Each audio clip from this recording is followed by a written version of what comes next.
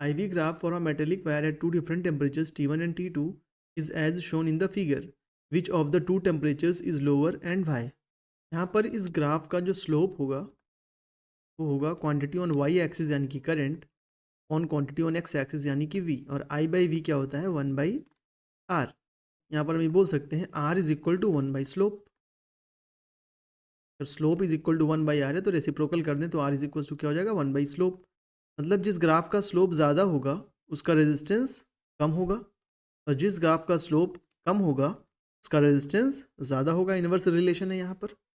अब देखें किसका स्लोप ज़्यादा है, तो T2 का स्लोप होगा ये और T1 का स्लोप होगा ये। ठीक है, जो एंगल ज़्यादा होगा उसका स्लोप ज़्यादा होगा, जिसका एंगल कम होगा एक्स एक्सिस से उसका स्लोप कम होगा। तो यहाँ पर T1 का स्लोप ज़्यादा है as compare to T2।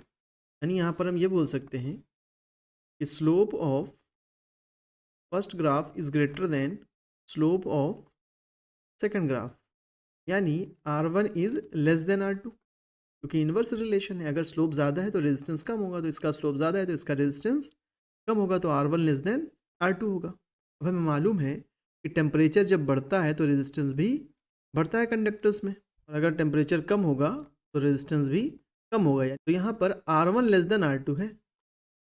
R1 less than R2 इसका मतलब T1 लेस देन T2 होगा, क्योंकि R1 छोटा है तो टेम्परेचर भी उसके लिए कम होगा, R2 ज़्यादा है इसलिए उसका टेम्परेचर भी ज़्यादा होगा। ठीक है।